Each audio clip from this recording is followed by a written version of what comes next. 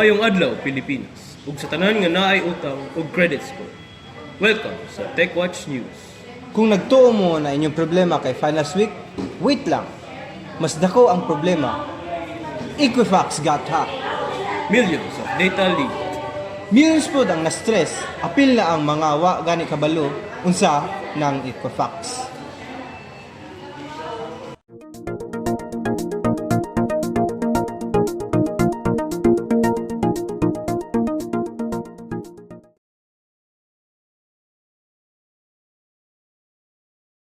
Back in 2017, Equifax, usa sa pinakadako nga credit reporting companies, na biktima og dakong cyber attack.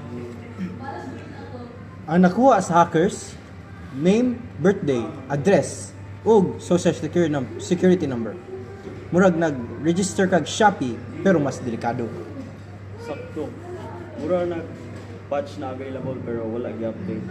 Mura assignment na submit tomorrow pero gi-left ra sa desk. Classic procrastination.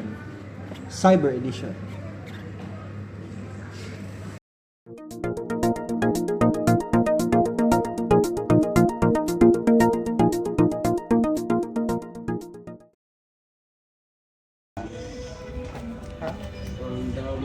Yes, Angkor. Reporting live karon diri sa Equifax HQ. Investigation shows nga gihack sulod tungod sa software vulnerability nga dugay kayo giwarningan. So basically, sala nila. Yes. So naata diri ron sa Equifax HQ upang interview nato ang isa ka victim di sa hacking. Sir, unsa yung mayon atong naitabo na incident, sir? Wow, kabaluyan na ako utang. Pero karon urag na na jud. So, mao to ang atong gi-interview na isa ka victim diri sa hacking na nahitabo sa Equifax HQ.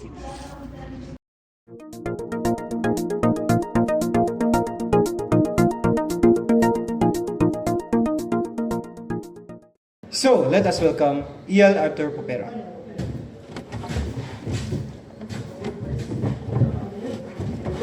So Ian, pwede ba nimo ma-explain sa mo kung unsa nang patch? Kung patch kay mura na siya tambal sa imong samad. If dili nimong hagapan nimong samad, makagawan, nya ug makagawan, infeksyonan. So mo na siya ang kuan sa patch. So, sa ilang case, wag yung gitambalan.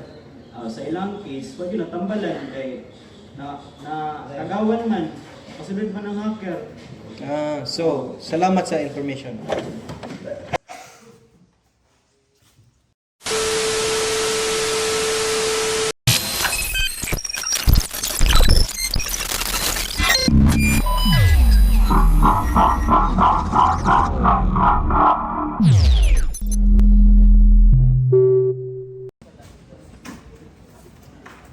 Hello, Equifax. Nice system yun. Sayang wala nyo i-update. Security! Sulit na. Gamay ra kayong role pero sakit kaayo ang iyang message.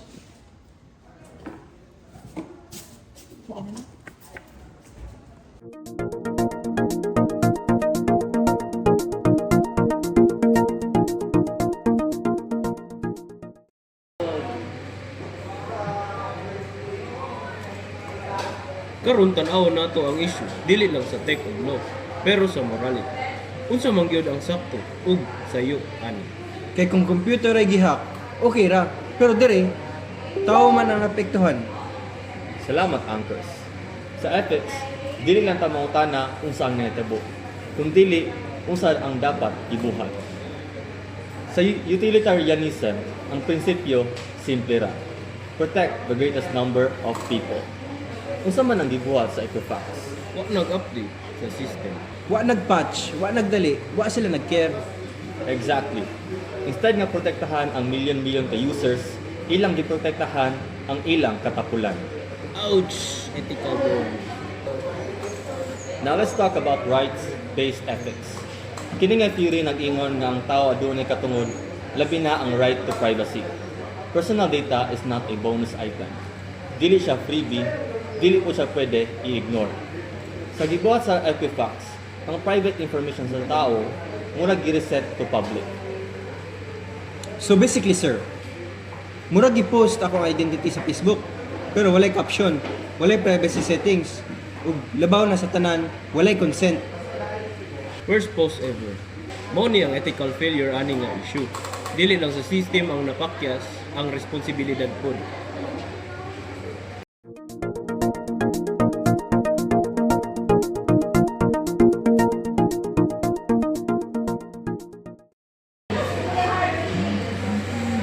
So let's welcome our legal analyst, Shari Gusones.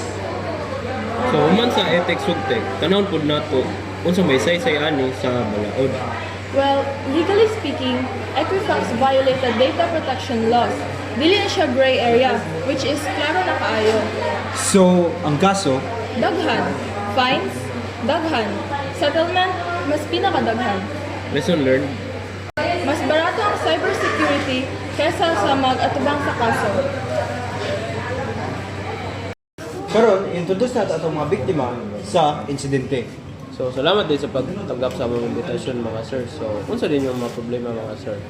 Sa ako mga sir, kay wala mo ko ng utang, pero gigamit nila ang identity pangrenta, mo na makasuya sa ako.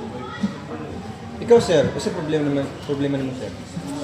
Ako kay kamatar ako isa ka buntag nga naing tawag sa ko sa bangko. Dingnan ko nga nado ko utang pero wala ko kabalo sa gikan. Ikaw, usa imong problema? Sa tinuod lang sir, wala pa mo ko kapilog na ko nga problema. Pero gingan ko sa taga-bangko nga, sir, bantay daw nimo imong credit score. So, mao to ang mga problema sa among mga biktima. Luoy kaayo. So, unsa mga paraan para malikayanin ng mga sitwasyon? Pinakauna is ayaw mo pag-post-post og mga ID ninyo or miski unsa na card o pagtarong mo pili og mga organization ninyo na inyong gusto applyan. So, mao ra to. Stay safe.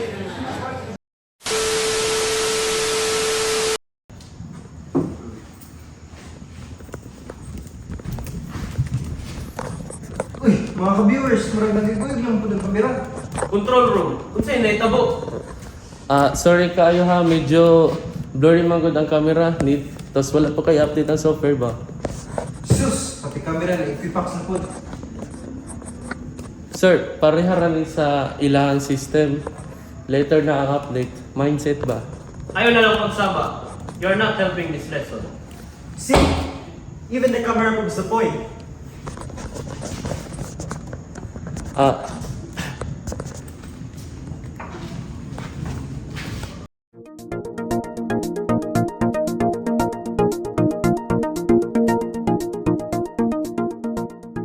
Karon nga nadungog na nato ang tanang sides, ethics, ug law ato ning klarohon. So unsa man jud ang root cause ani nga dakong gubot? From a technical perspective, klaro kayo siya nga technical negligence. Wala gi-update ang system, wala gi-patch ang vulnerability, unya gibiyaan ra pud ang portahan para makasulod ang hackers. So kung nag-update day sila, biyon ta day may mahitabo. Dako kayo ang chance nga dili. But technology alone is not the full story. This is also an ethical failure. We were entrusted with people's data not as an option, but as a responsibility. And that responsibility was ignored. Murag, isaligan ang nimo ang tao. Kunya, tingnan ka, umang dugdug ko ka-check. And when ethical duties are ignored, legal consequences always follows. Violations of data protection laws, lawsuits, settlements, all because of one decision, not acting on time. So kami pa'y mag-antos. Sila pa'y late, nakamata.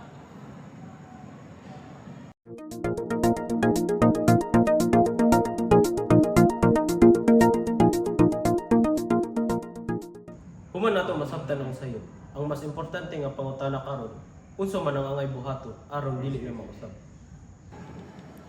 Una sa lahat, update your systems regularly. Dili ni siya optional. Una kay data sa milyon na milyon ka tao, ang update kailangan yun ni siya. This is top priority. Dili lang ka nang mahinumduman ra nimo. So, dili dahil pwede ang remind me later. forever? Exactly. Kayang hackers, dili na sila gahulat. Murag yun na mong gi-expect na respetuhon me. Ikatulo, follow the law. Data protection laws exist for a reason. Kung sundon dayon ang balaod, malikayan sa kaso, multa o gubot. Sus, ara naman di ay, mas sayo pa man tayo sunod kaysa magpasaylo. So kung i-summarize nato ni sa pinakabisaya nga paagi, ayaw salig sa later na. Kaysa cybersecurity, ang later na kasagaran mahimong too late. And kung mahimo na ninyo karon, buhat na karon. Ang Equifax Bridge nagpainumdum nato nga sa digital world, data is power. Dili lang para sa companies, kundi para sa kadausan nato. Ug kung wala nimo giampingan ang imong data, kung imong gibiyaan, imong gi-ignore or gi-later na, ayaw kay bulong. Naay mo amping. Unta sunod, dili na kami ang magantos. Kaysa yun, rabaya mag-update kumpara sa pag-ayos sa mga damage. At least karon, kagaw na may kung unsa ang buhaton. Security is not optional. And accountability always follows. This has been more than just news. Life lesson ni mga ka-viewers. This has been TechWatch News. Daghang salamat, amping kanunay.